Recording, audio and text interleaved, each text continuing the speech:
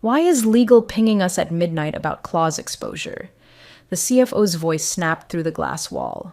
I didn't flinch, just kept scrolling the covenant audit logs I'd been reviewing for the past hour.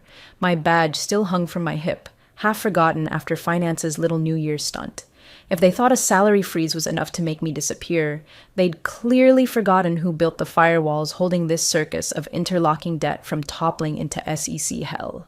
That night, the building was mostly dark. Just me, a flickering espresso machine, and the dull hum of the servers that backed Garland Holdings' asset matrix. Every risk flag, every clause, every damn skeleton tucked into a shell company offshore. I knew them like scars, because I'd put them there, not as traps, as lifeboats, but only if you knew how to row.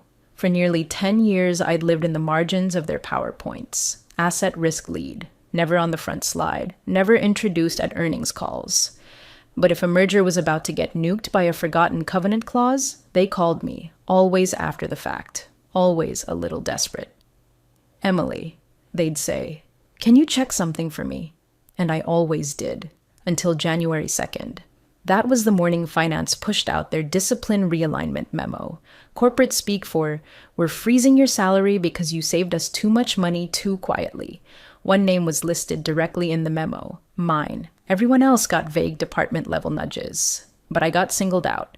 Senior Asset Risk Lead, flagged for inconsistent deal expectations. Inconsistent. Cute. That inconsistency they mentioned, blocking a $14 million credit facility that had hidden litigation exposure tied to a biotech partner under SEC review. I flagged it. They argued.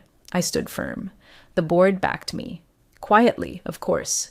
And when that partner's house of cards collapsed 3 weeks later, Garland walked away untouched. Saved them over $4.3 million. And the thanks I got? A salary freeze and a passive-aggressive memo written like I'd been out of alignment with their vision. If you're enjoying this story so far, it'd mean the world if you liked the video and subscribed. Seriously, 97% of listeners never do, and it helps the team keep making these for you. Thank you. But back to the memo, I read it 3 times. Not because I didn't understand. Hell, I could smell the condescending italics from a mile away. No, I read it because I needed to feel the burn. I needed it to etch in. Then I closed the PDF, didn't respond, didn't schedule a meeting with HR, didn't even tell my team. They were already stretched thin, covering 2 acquisitions and a client divestiture. They didn't need to worry about the house catching fire when they were still trying to reinforce the beams I'd built years ago. Instead, I opened my private schema archive, pulled up the asset interlock schedule. 5 years of mappings, entity exposure paths, trigger thresholds, cross-default vectors, each of them audited, notarized, and, because I never trusted a single soul above me, privately watermarked. At the time, I didn't think of it as revenge. I thought of it as insurance, because the thing about asset networks is this: they're not static. They're relational. One breach in a node and the dominoes don't just fall, they cascade. And the moment someone forgets which clause binds which shell to which bond issue, that's when the walls start leaking. I didn't leak anything. Yet. But I did run a silent scan. 3 issues popped immediately. Minor, on the surface, but linked together. Ticking debt grenades, I flagged them. Exported the scan. And before I logged off for what they assumed would be the last time, I uploaded a clean version of the interlock schedule into the master system. Time-stamped. Quiet. Unacknowledged. Then I placed my badge back in the desk drawer. No drama, no exit interview. The house was stable, but the wires were humming. I saw it while waiting in line for coffee. Still half asleep, hair damp from the freezing rain I'd walked through because someone decided Garland's parking garage needed renovations in January. The internal memo. 7:03 a.m. Subject: 2025 compensation. Alignment: tiered sustainability focus. Corporate blizzards always start soft. Refocus, alignment, adaptive thresholds. But buried halfway through the frostbitten nonsense was the only sentence that mattered. Due to inconsistent expectations and impact delivery variance, senior asset risk lead compensation will be frozen until further notice. Not performance concerns. Not pending review. Just a 1-line guillotine, first swing of the new fiscal year. I didn't even need to scroll further to know no one else was named, just me. I stood there, holding my black coffee like it might explain any of this, blinking at my name like I'd hallucinated it, as if I'd somehow imagined an entire fiscal quarter where I'd saved their asses in silence, again and again, blocked exposure to 3 unstable counterparties, flagged a convertible note with backdoor dilution language, caught a vendor pipeline cross-wired to a shell flagged by OFAC. All documented, all acknowledged. And then there was the biotech mess. I blocked a $14 facility just before Christmas. They had been giddy about it, slapping together decks about emerging verticals while I was quietly reading the footnotes in SEC Form 10Q filings. That partner? Under federal investigation for reporting irregularities. I flagged it. Finance pushed back. I held firm. Legal backed me, reluctantly. The CEO called me overcautious. 3 weeks later, the biotech stock tanked 72% in a single day. Had Garland signed that facility, we'd be listed as a counterparty in the public filings by Friday morning. Instead, nothing. No exposure, no PR scramble, no shareholder panic, just silence, like it never happened. And now this memo, punishment dressed up like fiscal responsibility, telling me that my expectations were inconsistent? I stared at that sentence for a long time. Then I closed my phone, took my coffee, walked upstairs. I passed Logan from finance on the stairs. "Hey, Emily," he said, fake casual. "Guess you saw the freeze memo. Just so you know, it's not personal." I stopped mid-step. Of course it's not personal. It's strategic negligence, but thanks. He opened his mouth to reply, but I was already moving. No reason to waste words on people who think a risk officer's job is to nod politely while the building's on fire. At my desk, I sat, exhaled, reviewed the audit trail. That memo wasn't just cowardice, it was dangerous. Because when you publicly gut the person holding the keys to your debt structures, you better be damn sure they're replaceable. And I wasn't. They knew it too. That's why my access hadn't been revoked. My system credentials were still live, my content manager clearance untouched. The vault holding the asset schedule still tied to my digital signature, which meant one of 2 things. Either they planned to quietly fix the next fire and pretend I was never needed, or they'd already forgotten how deep the foundation went and that I'd built every line of it like a fault line. Let them walk. Let them talk about alignment. I knew what was coming, not because I wanted it to happen, but because I'd already built the clause that would make it inevitable. I didn't slam the drawer. I didn't mutter some farewell speech. I just set the badge down, gently, like it still deserved respect, and slid it shut. Let them spin their little HR tale later. She left suddenly. Maybe she was burnt out. No, I wasn't burnt out. I was insulted. There's a difference.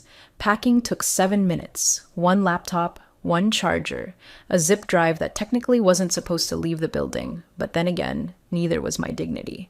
I logged out of my system at 9:42 a.m. sharp. Not that anyone noticed. Most of the team was heads down prepping reports they didn't even know were misaligned.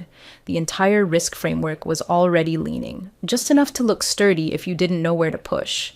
And I knew exactly where to push. Before walking out, I ran a final scan. Not the flashy kind, the forensic kind. I'd coded a passive monitor years ago, buried under a generic legacy backup utility header.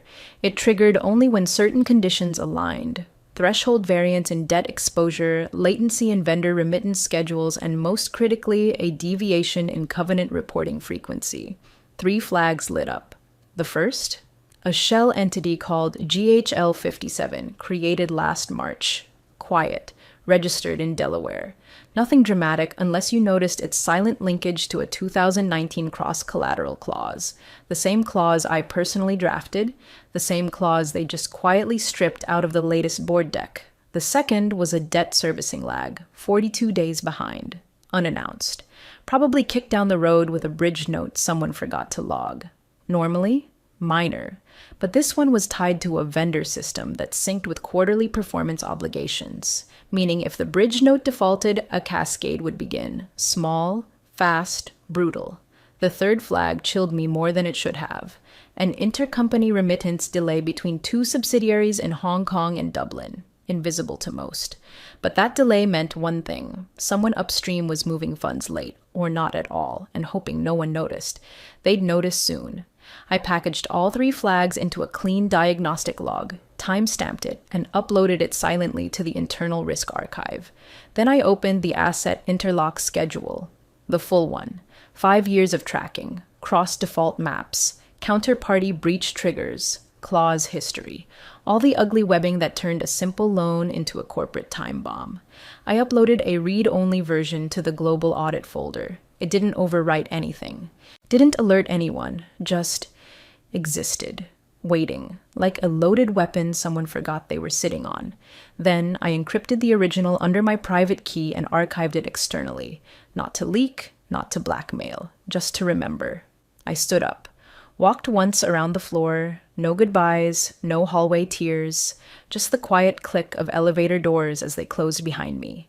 My reflection in the brushed steel looked calm, but inside I was already rewinding 10 years of memory, back to when I believed people would appreciate the systems that saved them. The truth? They never noticed the walls I held up, but they were about to notice what happens when they crack.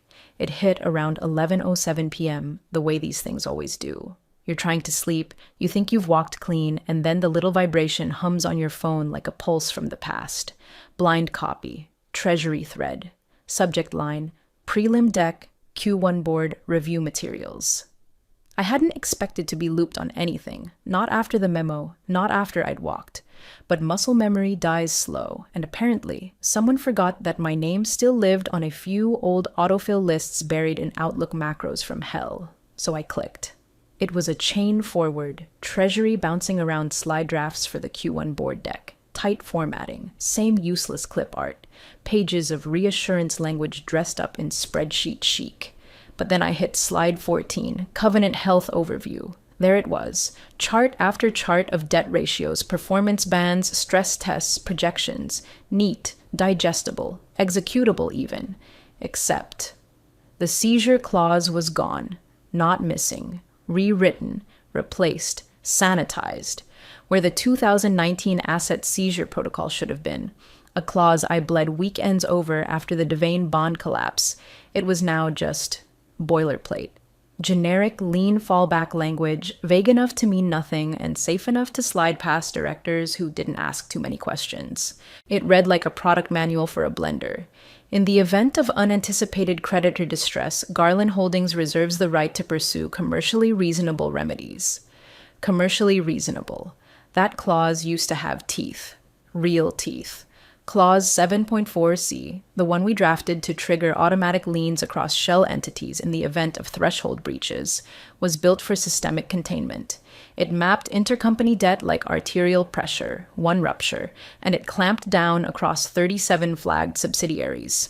It had saved us twice in 2020, once in 2022, and now, deleted, gone, replaced with a sentence so soft you could swaddle a CFO in it. I scrolled back to the thread origin. First sender, Thomas B., Treasury Director. Timestamp, 10:48 p.m. No CC to risk, no CC to legal, just Treasury, Finance, and 2 junior analysts who probably think cross-default sounds like a yoga position. No revision log, no audit trail, no change metadata in the footer. They didn't overwrite it in good faith. They did it in the dark. And the worst part? They thought no one would notice. I closed the laptop, sat there in the dark with my phone screen lighting the room like a confession booth. Someone was trying to rewrite history. Maybe they thought it was cleaner this way. Less red tape, less legacy paranoia, like Cyrus Wexler called it in his keynote slide 2 quarters back. But you don't get to edit out liability because it's inconvenient. That's not simplification. That's malpractice. And now I had proof. I opened my vault, pulled the original 2019 protocol, time-stamped, notarized, uploaded to our internal control server with hard copies distributed to legal, risk, and the CFO himself. It even had his digital signature, right there next to mine.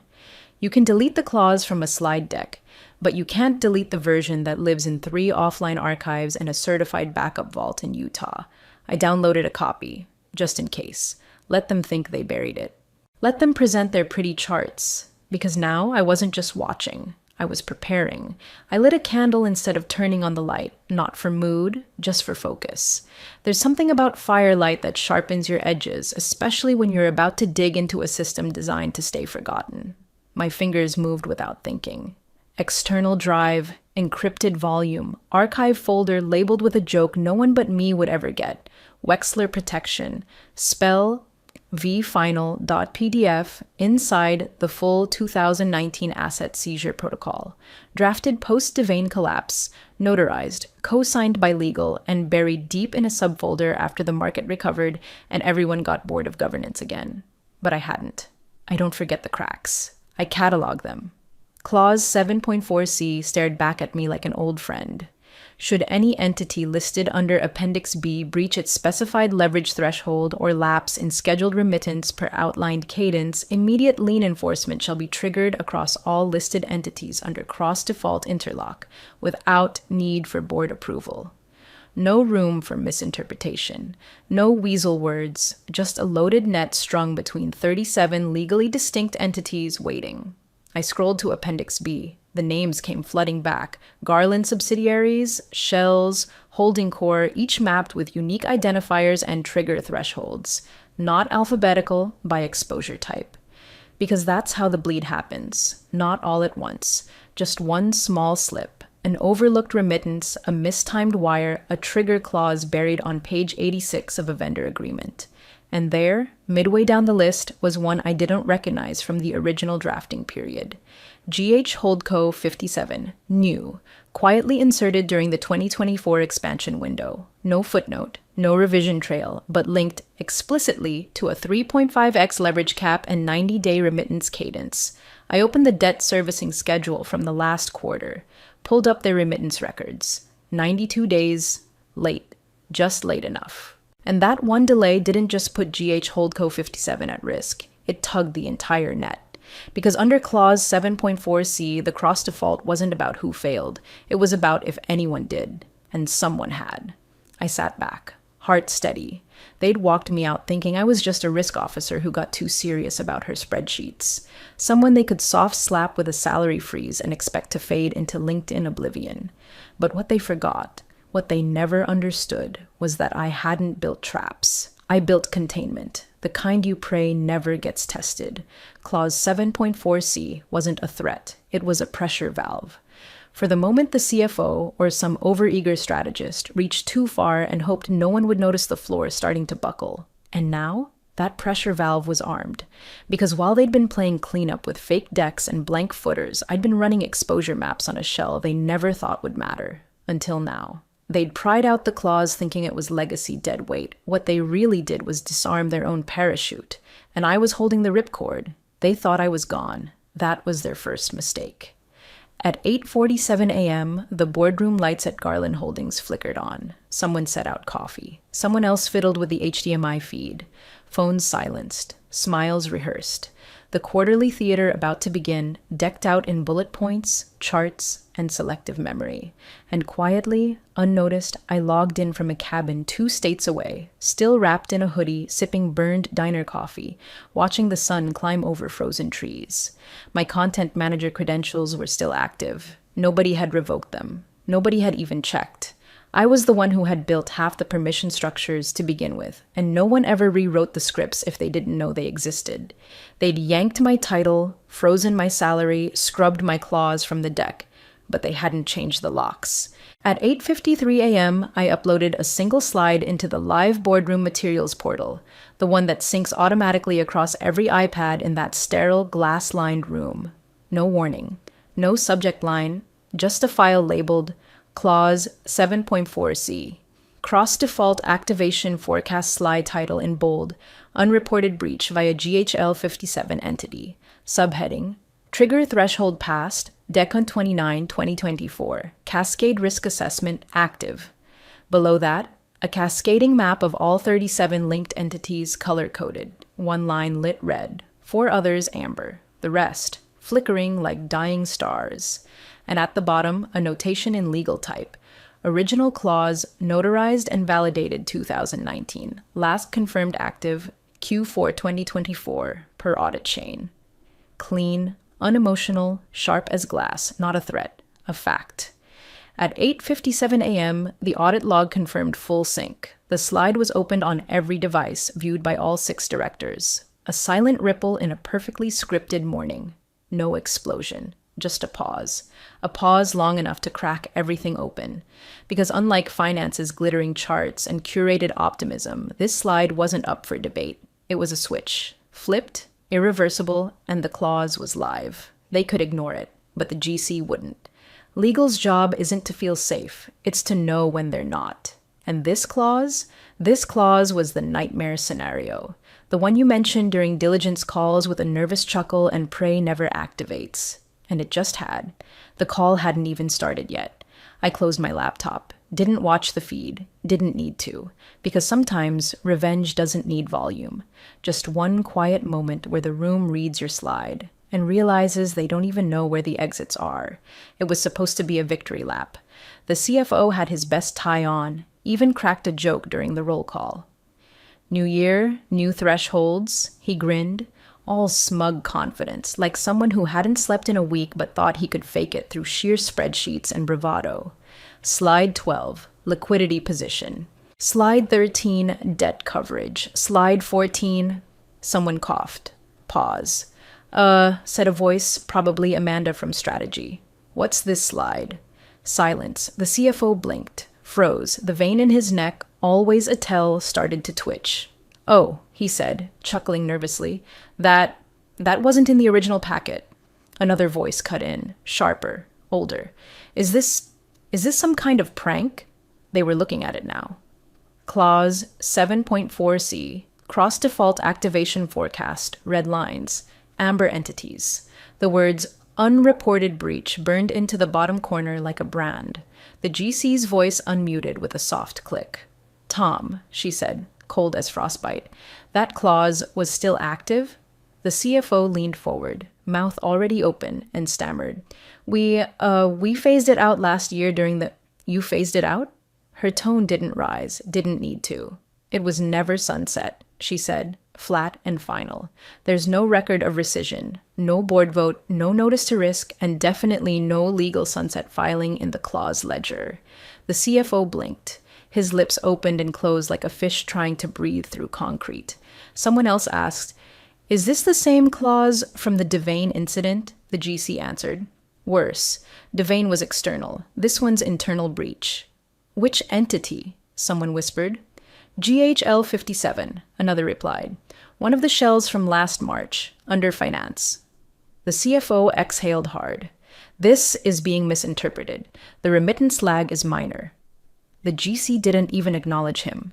We've crossed the trigger threshold, she said, voice tightening, which means if we don't proactively disclose this by market close and it leaks, we are exposed to cross-default litigation across 37 entities. A throat cleared. Does anyone know who uploaded it? The CEO asked, low and tense. No one spoke. Of course they knew. They didn't say it, but they knew. Because only one person ever kept that clause alive. Only one person had authored the schedule. Only one person they tried to bury with a salary freeze and a shrug. Me. I wasn't in the room, but I didn't need to be. The silence said everything. The power had shifted. Not with a headline, not with a lawsuit, just one ghost slide in the middle of their perfect little story, reminding them that the person they sidelined still held the original blueprint.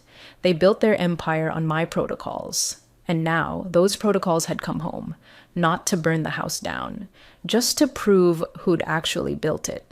At 10:12 a.m. sharp, almost to the second the board call ended, my inbox chimed. Subject, clarification, and transition. No greeting, no apology, just 8 paragraphs of polished panic dressed as professionalism. The kind of email that says, we're not admitting anything, but we're very aware that we just stepped on a landmine wearing tap shoes. They wanted to connect for a brief discussion regarding recent contractual interpretations. Requested mutual alignment on exposure implications. Asked if I could revisit in good faith the operational legacy surrounding Clause 7.4c. In other words, we didn't think you'd remember what you built. We didn't think we'd need you again. But now the grown-ups are in the room and they're asking where the adult is. I didn't reply right away. I stood, stretched, refilled my coffee, watched a bird land on the frozen railing of the cabin porch, small, calm, free. Then I sat down and opened the payout schedule. Section Vig, last page. There it was. My line. Not in bold, not underlined, but written with surgical precision by yours truly. In the event of an unreported breach tied to executive acquisition or concealed asset incorporation, all protocol authors of original cross-default provisions shall be compensated in accordance with Schedule B. Schedule B, incidentally, being the emergency valuation clause that assigns payout tiers to any protective author whose protocol results in systemic exposure mitigation after sunset. They'd forgotten it existed. I hadn't, so I copied it. Pasted it into a reply. That was the entire email. Just that quote, followed by 2 sentences. My banking details remain unchanged. Kindly confirm remittance timeline. No salutation, no soft edges, and definitely no meeting. Because I didn't need to revisit anything. I had written the damn thing. While they were shaking hands and staging press calls, I was poring over debt layers and mapping breach pathways like a surgeon tracking veins before the first incision. They buried my clause thinking it was dead. But you don't kill a protection protocol. You just forget it's there until it remembers you. The next email came at 10:26 a.m. No subject. Just a 1-line reply from legal. We are reviewing Schedule B now. Thank you for your clarity. I closed my laptop. Didn't smile, didn't gloat, because I hadn't won. I'd simply returned to the space they left wide open when they mistook silence for absence. They thought I'd built safety nets. I hadn't. I'd built consequences. It was tucked in like a dirty secret, 2 inches above a page, break in the Q1 filing appendix, right between amortization schedules and something about deferred tax assets. Footnote 47, remediation payout related to cross-default clause activation per 2019 interlock. No name, no figure, no drama. But I knew, because that phrase, per 2019 interlock, was mine. Every syllable, every comma. The language hadn't been touched since the night I drafted it in a locked office with 2 phones ringing and a legal associate crying quietly in the break room because the Devane collapse had just wiped out 12% of our paper value. That clause had lived in shadows for 5 years. No press releases, just quiet power. And now? It was the reason a 7-figure wire had landed in my account at 2:12 p.m. on a Thursday without a single call, meeting, or NDA. Compensation not for loyalty, but for leverage. I was on the porch when I read the filing, bundled in a sweater older than my last 3 bosses combined, boots up on the railing, coffee cooling in the wind. The mountains were dead silent. The kind of quiet that doesn't ask anything of you, just lets you be. My phone buzzed. It was Amanda from legal, a simple text, slide of the year. I didn't reply. What was there to say? They'd tried to erase the clause. Instead, it had carved itself into the ledger, undeniable and permanent, just like I designed it to. And me? I didn't need a press release. I didn't need their apology, because in the end, they didn't get rid of me. They proved I was necessary, by their own oversight.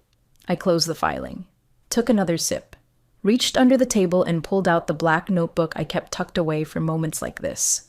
Quiet ones, heavy with closure. Labeled the back page, Clause 7.4c, closed. Then I filed it away, like I'd never left.